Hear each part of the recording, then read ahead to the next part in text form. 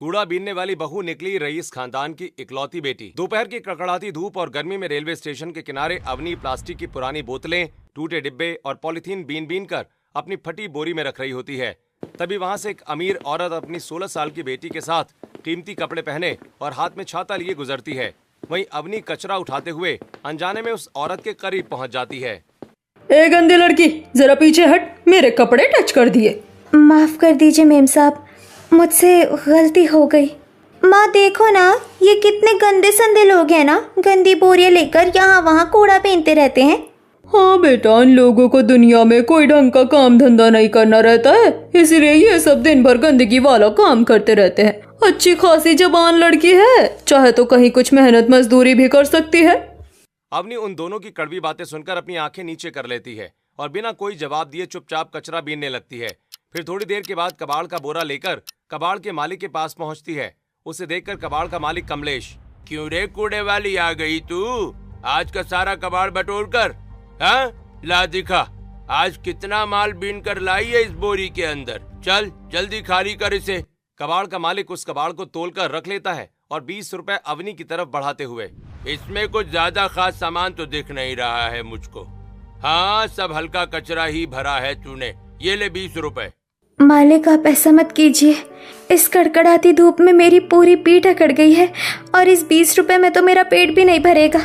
थोड़ी दया कीजिए और मुझे कम से कम 50 रुपए दे दीजिए।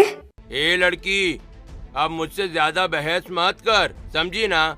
चुपचाप पैसे उठा, जितना दे रहा हूँ उतना रख ले, नहीं तो 20 रुपए भी नहीं मिलेंगे और मैं सामान भी रख लूंगा। अपनी कांपते हाथों से 20 का नोट ले लेती है और अपनी खाली बोरी समेटकर दुकान से बाहर निकलकर सड़क किनारे लगी एक छोटी सी ब्रेड की दुकान के सामने जाकर खड़ी हो जाती है कि तभी दुकानदार, क्या है रे लड़की, हाँ यहाँ दुकान के सामने काहे आकर खड़ी हो गई है, चल दूर हट यहाँ से, हट दूर। भैया, मुझे बहुत तेज भूख लगी है, मुझे खाने के लिए एक छोटा ब्रेड का पैकेट चाहिए। अच्छा, पैसे लेकर आई है? भैया, मेरे पास पूरे 20 रुपए हैं, आप प्लीज मुझे इसमें से एक छोटा सा ब्रेड का पैकेट दे दीजिए। ब्रेड वाला काउंटर से 15 रुपए का एक ब्रेड का पैकेट उठाकर अवनी के हाथ में दे देता है और 5 रुपए का सिक्का उसे वापस लौटा देता है। तभी अवनी ब्रेड का पैकेट लेकर तुरंत रेलवे स्टेशन के एक सुनसान बेंच पर जाकर बैठ जाती है और जल्दी जल्दी पैकेट फाड़कर सूखे ब्रेड के टुकड़े चबाने लगती है। जिसके बाद वो रेलवे स्टेशन से निकलकर शहर के कोने में स्थित बहुत ही गरीब और गंदी बस्ती में पहुंचती है और 5 का सिक्का झोपड़ी के मालिक को देते हुए, साहब जी, लीजिए झोपड़ी का आज का किराया। ठीक है, चलो अब जाओ अपनी अपनी झोपड़ियों में। अवनी के साथ 4 और भिखारी ने एक टूटी फूटी झोपड़ी में जाती हैं और अपनी अपनी फटी हुई चादरें फर्श पर बिछाकर लेट जाती हैं।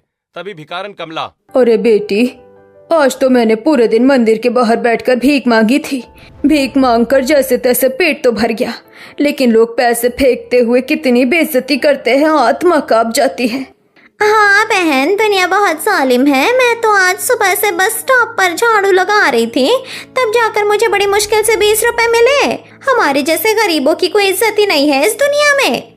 आप लोग बिल्कुल ठीक कह रही हो, इज्जत तो जैसे हमारे नसीब में है ही नहीं। आज कबाड़ बीनते हुए मुझे भी लोगों ने बहुत भला बुरा कहा, पर जैसे तैसे तो मेरा भी गुजारा चल ही जा रहा है। बेटा, हमें एक बात समझ नहीं आती, हम सब तो बचपन से इसी गंदी बस्ती में रहते हैं, लेकिन तू यहाँ पहले नहीं रहती थी। तू वास्तव में कहाँ से आई है, कौन है तू? मुझे खुद नहीं पता काकी, मुझे कुछ भी याद नहीं है कि मैं कौन हूँ, मैं कहाँ से आई हूँ, मेरा असली नाम क्या है। ये तो बहुत ही अजीब बात है। यहाँ इस बस्ती में सब तुझे कूड़े वाली कहकर ही बुलाते हैं और अब तो यही कूड़े वाली ही तेरा असली नाम हो गया है। पर क्या तुझे बचपन की कोई भी बात याद नहीं? नहीं, मुझे अपने बारे में कुछ भी याद नहीं है, ना अपने माँ बाप का नाम और ना ही अपना परिवार। मेरे चेहरे के ये चोट के निशान ही मेरी पहचान बन चुके हैं। मुझे याद है एक दिन तू हमें बेहोशी की हालत में उस बड़े बस स्टॉप के किनारे पड़ी मिली थी, तो हम तुझे इस बस्ती में ले आए और तब से तू यही हमारे साथ रह रही है। अगर तुझे अपने बारे में कुछ भी याद होता तो हम तेरे घर वालों का पता करते। अब इन सब बातों का कोई फायदा नहीं है काकी, शायद मेरी किस्मत में अब मेरे घर वाले लिखे ही नहीं हैं, इसीलिए भगवान ने मुझे यहाँ इस हाल में पहुँचा दिया है। अवनी रोते हुए अपना चेहरा चादर से ढककर सो जाती है और फिर अगले दिन एक बड़े शॉपिंग मॉल के पीछे हिस्से में, जहां बड़े बड़े कचरे के डिब्बे रखे थे, वहां दीवारों के किनारे कबाड़ बीन रही होती है। तभी अचानक मोटरसाइकिल पर सवार 2 गुंडे वहां आकर अवनी को कचरा उठाते देखते हुए आपस में कानाफूसी करते हैं। अबे देख यार, ये जो सामने लड़की कूड़ा बीन रही है, ये दिखने में तो कितनी ज्यादा सुंदर लग रही है यार। इसके नए नक्श किसी बड़े खानदान की लड़की जैसे लगते हैं। भाई तू अंधा हो गया है क्या? देख, उसके पूरे चेहरे पर गहरे कट के निशान लगे हुए हैं और ये धूप में जल जल कर कितनी सांवली पड़ गई है। अरे तू उन निशानों को क्यों देख रहा है भाई? उन निशानों के बाद भी तो सुंदर लग रही है ना। चल, आज तो इस सुनसान इलाके में अपने मजे हो जाएंगे, कोई देखने वाला भी नहीं है। दोनों गुंडे गाड़ी खड़ी करके दबे पांव अवनी की तरफ बढ़ने लगते हैं। वहीं अवनी उनकी सारी बातें सुन रही होती है। वो अपनी बोरी वहीं छोड़कर अपनी पूरी ताकत से आगे की तरफ बदहवास होकर सकरी गलियों में भागने लगती है, जहां दोनों गुंडे भी उसके पीछे पीछे दौड़ रहे होते हैं। वो भागते भागते एक बड़े लोहे के खंबे के पीछे जाकर छिप जाती है और गुंडे उसे ना ढूंढ पाकर वहां से चले जाते हैं। तभी अचानक तेज धूप और डर की वजह से वो बेहोश होकर सीधे जमीन पर गिर पड़ती है। उसी समय अपनी माँ के साथ वहां से गुजर रहा सुरेश अवनी को देखकर अपनी माँ से, अरे माँ जरा देखो तो सही, सामने उस खंबे के पास इतनी कड़कती धूप में ये कौन लड़की है बेहोश पड़ी है? अरे बेटा, ये तो कोई कबाड़ बेचने वाली गरीब लड़की लगती है, पर ये यहाँ कैसे गिर गई? दोनों अवनी के पास आते हैं। तभी सुरेश उसे हाथ लगाकर देखते हुए, माँ इसे तो बहुत तेज बुखार चढ़ा हुआ है।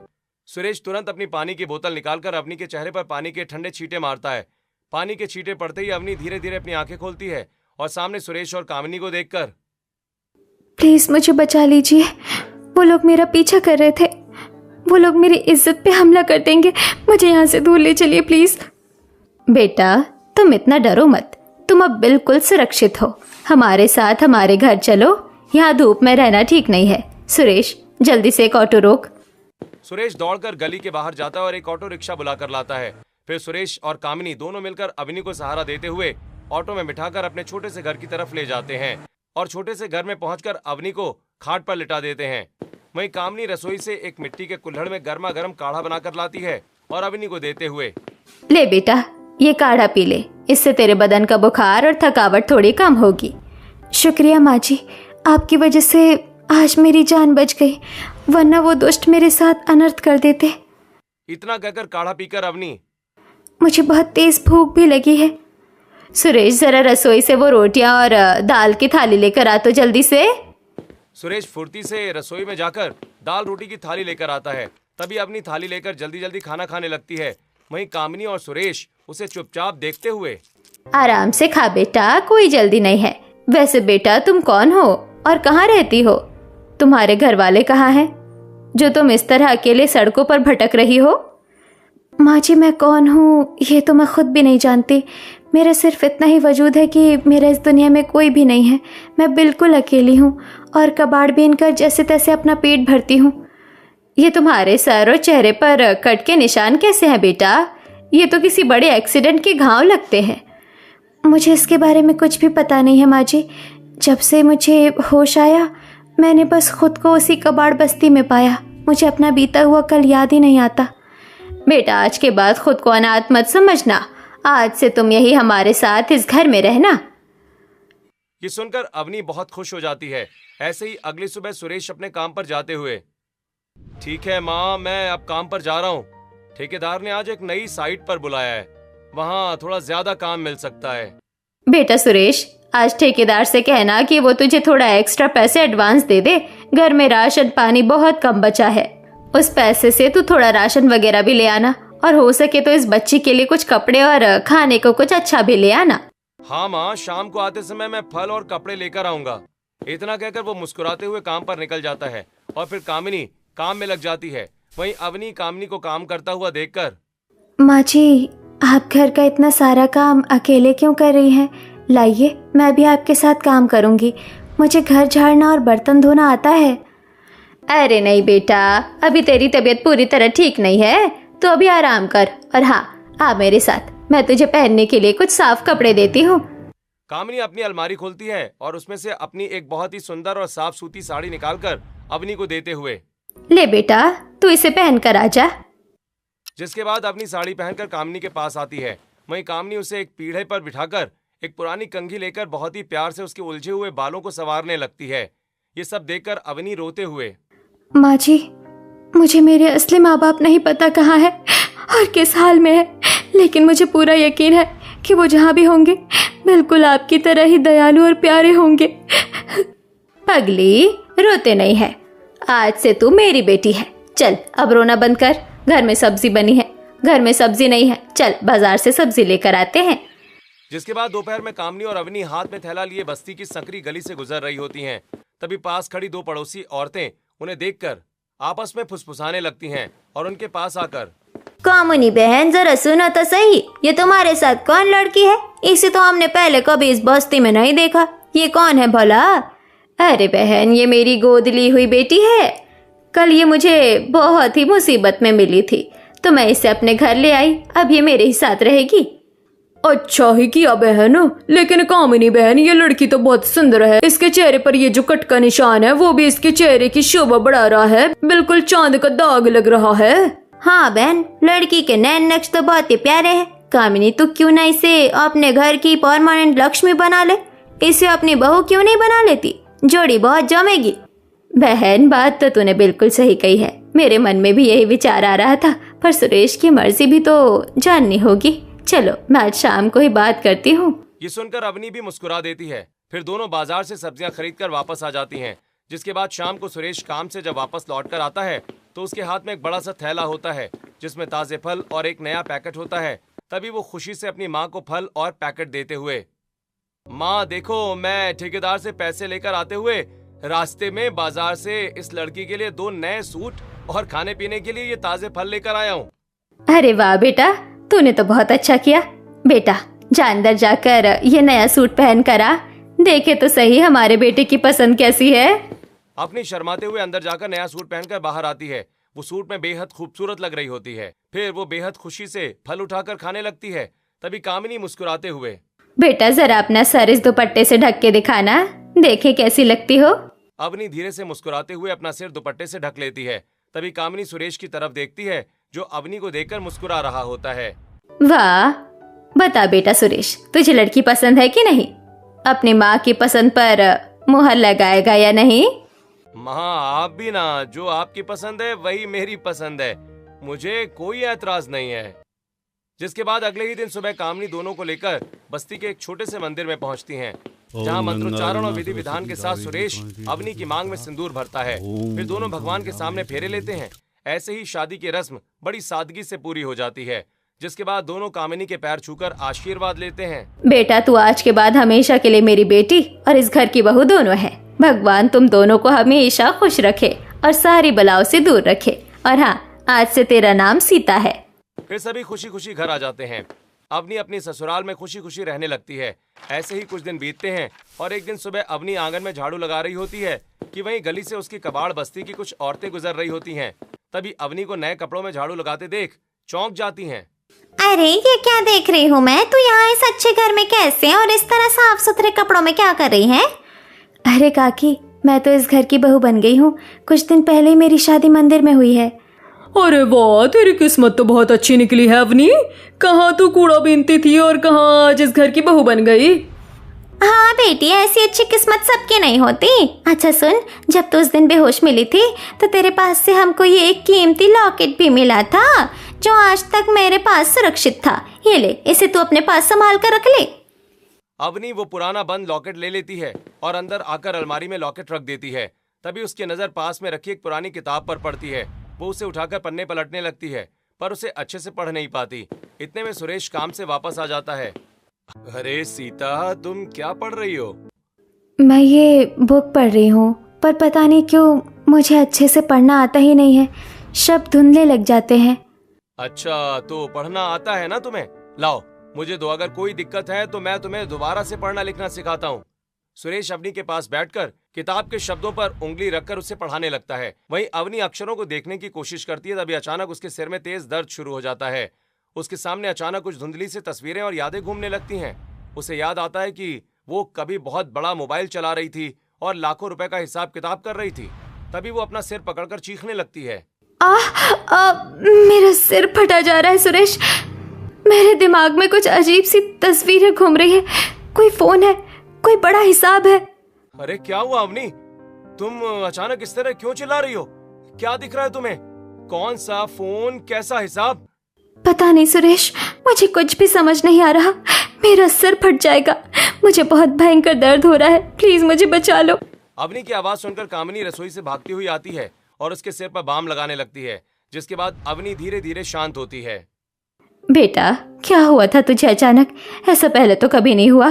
तो इस तरह क्यों चीख रही थी?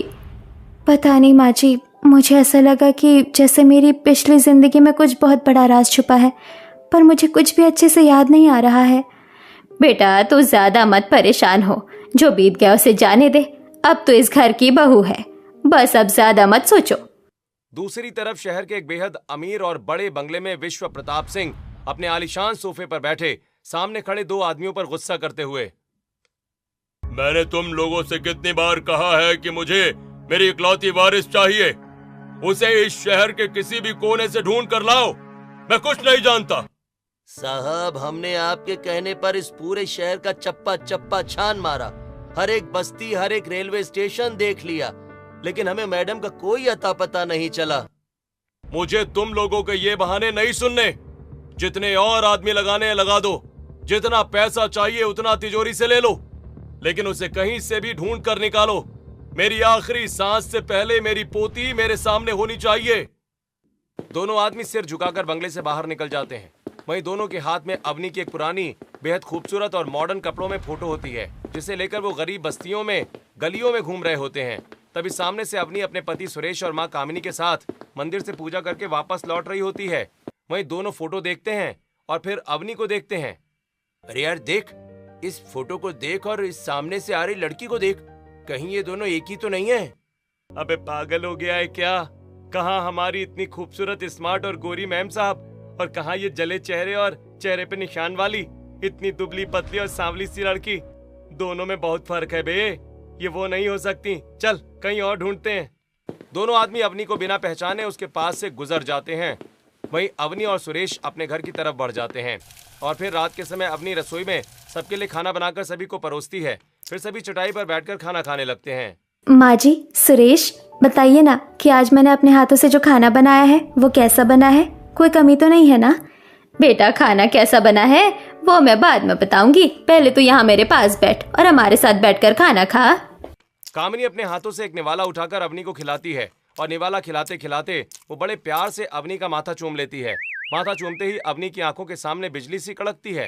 अवनी की आंखों के सामने कुछ धुंधली तस्वीरें नजर आने लगती हैं, जिसमें कोई उसका माथा चूम रहा है और उसे अपने हाथों से खाना खिला रहा है। उसका सिर फटने लगता है, वो चिल्लाते हुए जमीन पर गिर पड़ती है। अरे अवनी, क्या हो गया तुम्हें? माँ, जल्दी से पानी लेकर आओ, देखो ये फिर से होश खो बैठी। तभी कामिनी अवनी के चेहरे पर पानी छिड़ककर उसे होश में लाती है। वहीं उसकी आंखों से लगातार आंसू बह रहे हैं। बेटा, क्या हो गया था तुझे? तू अचानक क्यों गिर गई? माँ जी, जब आपने मेरा माथा चूमा तो मुझे याद आया कि कोई और भी था जो मुझे इसी तरह प्यार से खाना खिलाता था, मेरा माथा चूमता था और कहता था कि एक निवाला और खा ले बेटा, एक निवाला और। मुझे पता नहीं, ऐसा लगता है कि मेरी जिंदगी में कुछ ना कुछ तो है जिसके बारे में मुझे याद नहीं आ पा रहा है। अवनी, भगवान ने चाहा तो सब कुछ धीरे धीरे याद आ जाएगा, मन छोटा मत करो। ऐसे ही दिन बीतते हैं और एक दिन दोपहर के समय विश्व प्रताप सिंह पार्क की एक बेंच पर अकेले बैठे रो रहे होते हैं। कहाँ चली गई मेरी बच्ची? भगवान ने मुझे इतनी जायदाद दी पर मेरी पोती छीन ली, वो मुझे कहीं नहीं मिल रही है। ठीक उसी समय सुरेश और अवनी बाजार से सामान लेकर उस पार्क के किनारे से गुजर रहे होते हैं। तभी विश्व प्रताप सिंह की नजर अचानक अवनी के चलने के ढंग पर पड़ती है। वो चौंक कर खड़े हो पड़ते हैं। अरे, वो लड़की जो जा रही है उसकी चाल तो बिल्कुल मेरी अवनी जैसी है, कहीं वो मेरी पोती तो नहीं? विश्व प्रताप तुरंत उसका पीछा करता है। वो देखता है कि वो लड़की अपने पति के साथ गंदी बस्ती में जा रही है। ये देखकर विश्व प्रताप अपने आप से, अरे नहीं नहीं, मैं भी पागल हो गया हूँ। इस गरीब और गंदी बस्ती के पास भला मेरी पोती कैसे हो सकती है? वो यहाँ कभी रह ही नहीं सकती है। विश्व प्रताप सिंह निराश होकर वापस अपनी गाड़ी की तरफ मुड़ जाता है। वहीं अवनी को महसूस होता है कि कोई उसे देख रहा होता है। सुरेश, पता नहीं क्यों मुझे ऐसा लग रहा है कि जैसे हमारे आसपास कोई अपना है जो मुझे बहुत शिद्दत से याद कर रहा है।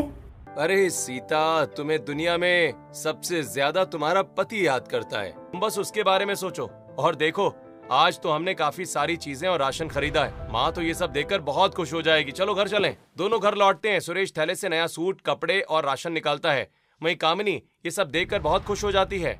अरे वाह बेटा, बहुत सुंदर कपड़े हैं। सीता बेटा, जा इन सब नई चीजों को अलमारी के अंदर संभाल के रख दो। अवनी सामान लेकर अलमारी के पास जाती है। कपड़े रखते समय उसकी उंगली अलमारी के कोने में रखे उस पुराने लोहे के बंद लॉकेट से टकराती है। तभी वो उस लॉकेट को उठाती है और उसका हुक खोल देती है। लॉकेट खुलते ही उसके अंदर एक छोटी सी फोटो दिखाई देती है। फोटो में वही बूढ़े विश्व प्रताप सिंह अवनी को गले लगाए मुस्कुरा रहे थे और नीचे उनकी बड़ी कंपनी का लोगो बना हुआ था। फोटो देखते ही अवनी का दिमाग झंझना उठता है। ये कौन बुजुर्ग है और इनके साथ गले में हाथ डालकर ये मेरी फोटो कैसे है? कौन हो सकता है ये इंसान? और ये किस बड़ी कंपनी का लोगो है? अवनी का सिर घूमने लगता है। उसकी याददाश्त के बंद दरवाजे एक झटके में खुल जाते हैं। उसे अपना पूरा अतीत याद आ जाता है। वो जोर से चीखती और बेहोश होकर फर्श पर गिर जाती है। तभी कामिनी और सुरेश दौड़कर आते हैं। अवनी, आंखें खोलो। पता नहीं माँ, इसे क्या हो गया है? ये बार बार ऐसे क्यों बेहोश हो जाती है? बेटा सुरेश, जरा इनके पैर मल। हे भगवान, हमारी बच्ची को क्या हो गया है? सुरेश और कामिनी काफी देर तक अवनी के हाथ पैर मलते हैं और चेहरे पर पानी छिड़कते हैं, जिसके बाद कुछ देर के बाद अवनी होश में आती है। बेटा, ये क्या हो गया तुमको? क्या तुम्हें कोई बड़ी बीमारी है? बोल, हम तुझे किसी अच्छे डॉक्टर को दिखाएंगे। नहीं माँ जी, मुझे कोई बीमारी नहीं है। दरअसल मुझे अपनी पूरी पुरानी जिंदगी याद आ गई है। मुझे सब कुछ याद आ गया है। अरे क्या याद आ गया अवनी? हमें भी बताओ, कौन हो तुम? अवनी अपनी माँ और अपने पिता के साथ एक बड़ी आलीशान कार में बैठकर कहीं जा रही होती है। ओफो पिताजी, हम इस बड़ी बिजनेस पार्टी में कब पहुँचेंगे? मैं बोर हो रही हूँ। बस बेटा, थोड़ी ही देर में पहुंच जाएंगे। तुम थोड़ा सब्र रखो। अवनी बेटा, तुझे तो हर चीज की जल्दी रहती है, आखिर इतनी हड़बड़ी क्यों है? क्यों ना हो मम्मी, मैं इस पूरे शहर के सबसे बड़े इंडस्ट्रियल घराने की इकलौती वारिस अवनी हूँ। मुझे किसी चीज के लिए इंतजार करने की आदत नहीं है। तभी कार का ड्राइवर पीछे मुड़कर प्रशांत को देखते हुए प्रशांत से, साहब सामने रास्ते पर बहुत लंबा जाम लगा है, अगर हम यहाँ से गए तो बहुत देर हो जाएगी। देखो, हमें समय पर पहुंचना है, ऐसा करो कि शॉर्टकट ले लो। ड्राइवर शॉर्टकट ले लेता है जो पहाड़ों के खतरनाक रास्ते से जाता है। तभी अचानक पहाड़ों पर कार बेकाबू हो जाती है और पलटकर गहरी खाई में गिर जाती है। अवनी के माता पिता की मौके पर ही मौत हो जाती है और अवनी लहूलुहान हालत में झाड़ियों में बेहोश पड़ी रहती है। तभी वहां से वही दो गुंडे गुजर रहे होते हैं और कार को देखकर रुक जाते हैं। अबे, ये दोनों तो मर गए। इस लड़की के पास बहुत सोना है, इसका सारा सोना उतार लेते हैं। दोनों गुंडे अवनी के गले और हाथों से सोना उतारने लगते हैं। तभी अवनी को जिंदा और उसके गले का खुला हुआ लॉकेट देखकर एक गुंडा, अबे देख, ये लड़की तो जिंदा है बे, और ये तो शहर के सबसे बड़े रईस विश्व प्रताप सिंह की पोती अवनी है। इसके लॉकेट पर उसकी कंपनी का लोगो लगा हुआ है बे। क्यों ना हम इसे अगवा कर लें और इसके दादा से करोड़ों की फिरौती मांगे। यही सोचकर गुंडे अवनी को किडनैप करके अपने साथ ले जाते हैं और उसे एक सुनसान कमरे में बंद कर देते हैं। वहीं अवनी को होश आता है तो चोट के कारण वो अपनी याददाश्त खो चुकी होती है और दोनों गुंडों से पूछते हुए, मैं कौन हूँ? मैं कहाँ हूँ? गुंडे समझ जाते हैं कि इससे कुछ याद नहीं। गुंडे समझ जाते हैं कि इसे अब कुछ याद नहीं है। वो फिरौती के लिए विश्व प्रताप सिंह को फोन करके फिरौती की रकम मांगने लगते हैं और लॉकेट की फोटो भेजने के लिए उसे टेबल पर रख देते हैं। तभी गुंडों का ध्यान भटकता है तो अवनी चुपके से बेड से उठकर टेबल से अपना लॉकेट उठाकर पीछे की खिड़की से कूदकर तेजी से भाग जाती है। भागते भागते बस स्टॉप के पास आकर वो बेहोश हो जाती है, जहां उसे भिखारी ने मिलती है। इसके बाद मुझे कुछ याद नहीं है, इसीलिए मैं कबाड़ बस्ती में रहने लगी। आज इस लॉकेट में अपनी पुरानी फोटो देखकर मुझे सब याद आ गया। सुरेश उस लॉकेट को अपने हाथों में लेकर देखते हुए, हे भगवान, इस पर तो विश्व प्रताप इंडस्ट्रीज लिखा हुआ है। ये तो शहर के सबसे बड़े इंडस्ट्रियलिस्ट हैं। इनका बंगला ढूंढना हमारे लिए कोई मुश्किल काम नहीं है। बेटा सुरेश, तो कल सुबह शहर जाकर पता कर कि उनका घर कहाँ है। बहू को उसके असली परिवार से मिलाना ही चाहिए। अगले दिन सुरेश अवनी और कामिनी को लेकर शहर के सबसे बड़े बंगले के लोहे के गेट पर पहुंचता है। उन्हें देखकर चौकीदार, तुम लोग कहाँ अंदर घुसे जा रहे हो? हाँ, जरा तमीज से बात करो चौकीदार। ये लड़की आलिशान घर की इकलौती बेटी अवनी है। क्या कहा हमारी बेगम साहब और इतनी स्मार्ट और खूबसूरत थी, और कहा ये लड़की? झूठ मत बोलो, भागो यहाँ से। सुरेश गुस्से में चौकीदार को एक मुक्का मारते हुए धक्का देकर गेट खोलता है। फिर तीनों अंदर भागते हैं। चौकीदार भी उनके पीछे पीछे भागकर अंदर आ जाता है और विश्व प्रताप सिंह से, साहब देखो, ये लोग मारपीट करके अंदर घुस गए। कौन हो तुम लोग? हाँ, और क्यों मेरे घर के अंदर बिना इजाजत घुस आए हो? बाहर निकलो मेरे बंगले से। दादाजी, क्या आपने अपनी पोती को भी नहीं पहचाना? मैं आपकी वही अपनी हूँ जो एक्सीडेंट में खो गई थी। अरे तुम मेरी पोती नहीं हो सकती। मेरी पोती ऐसी नहीं दिखती थी। झूठ मत बोलो तुम लोग, पैसे के लिए नाटक कर रहे हो ना। अवनी बिना कुछ बोले अलमारी से लाया हुआ वो पुराना लोहे का लॉकेट खोलकर विश्व प्रताप सिंह के हाथ में रख देती है। वहीं विश्व प्रताप सिंह लॉकेट के अंदर की फोटो और अपनी कंपनी का लोगो देखकर फूट फूट कर रोने लगते हैं। अवनी उन्हें अपने चेहरे के कट के निशान और याददाश्त खोने की पूरी बात बताती है। मेरी बच्ची, तू किस हाल में रही, मुझे माफ कर दे। आज के बाद तू यहीं इस महल में रहेगी। मैं तुझे खुद से कहीं दूर नहीं जाने दूंगा। साहब, अब जब हमारी बेटी को उसकी सही मंजिल मिल गई है तो हमारा काम पूरा हुआ। सुरेश चल बेटा, अब हम अपनी झोपड़ी में वापस चलते हैं। कामिनी और सुरेश रोते हुए मुड़ते हैं। तभी अवनी तुरंत दौड़कर सुरेश का हाथ पकड़ते हुए, माँ जी, आप लोग मुझे छोड़कर कहाँ जा रहे हैं? मैं भी आपके साथ चलूंगी। अवनी बेटा, तू कहाँ जा रही है? अब तू उस झोपड़ी में थोड़ी ना रहेगी। जाने दे उन्हें, वो गरीब लोग हैं। नहीं दादाजी, ऐसा कैसे हो सकता है? जब पूरी दुनिया मुझे कूड़े वाली कहकर दुत्कार रही थी तब इन लोगों ने मुझे सहारा दिया। और दादाजी, इन्होंने मुझसे शादी की है, मैं इनकी पत्नी हूँ और मैं अपने पति को कभी नहीं छोड़ सकती। मैं इनके साथ अभी यहाँ से जा रही हूँ। बेटा, तू इस करोड़ों की जायदाद को छोड़कर एक झोपड़ी में क्यों जा रही है? ये सब कुछ तो तेरा ही है। दादाजी, मुझे आपके करोड़ों रुपए नहीं चाहिए। मुझे मेरा पति और मेरी माँ चाहिए। मैं तो आपसे केवल प्रेम की वजह से मिलने आई थी, इस जायदाद के लालच में नहीं। अवनी सुरेश और कामिनी का हाथ पकड़कर बंगले से बाहर निकल जाती है। विश्व प्रताप सिंह अकेले खड़े रोते रह जाते हैं। ऐसे ही 4 दिन बीत चुके होते हैं। अवनी अपनी छोटी सी झोपड़ी में बहुत खुश है। सुरेश उसे अपने हाथों से खाना खिला रहा है और दोनों हंस खेल रहे हैं। तभी झोपड़ी के बाहर विश्व प्रताप सिंह अपनी बड़ी गाड़ी से उतरकर अंदर आते हैं। अरे दादाजी, आप खुद चलकर मेरे छोटे से घर पर आए। आइए आइए, बैठिए ना दादाजी। हमारे यहाँ कोई महंगा सोफा तो नहीं है, लेकिन इस झोपड़ी में प्रेम बहुत है। लेकिन मैं आपके लिए पानी लाती हूँ। बेटा, मुझे विश्वास नहीं हो रहा कि तू इस छोटी सी जगह में इतनी ज्यादा खुश है, और तेरी इस असली खुशी में ही मेरी खुशी है। मैं यहाँ तुझे और तेरे परिवार को अपने साथ हमेशा के लिए लेने आया हूँ। नहीं दादाजी, माफ कीजिए, लेकिन मैं आपके उस बड़े महल में नहीं जा पाऊंगा, क्योंकि मुझे अपनी आत्मनिर्भरता और ये झोपड़ी बहुत प्यारी है। बेटा, दरअसल मेरे बेटे और बहू के जाने के बाद मैं इस कंपनी में बिल्कुल अकेला और बूढ़ा हो चुका हूँ। मुझसे अब ये बड़ी कंपनी संभल नहीं रही। मुझे भी 2 मजबूत हाथों की जरूरत है जो मेरा सच्चा भरोसा बन सके।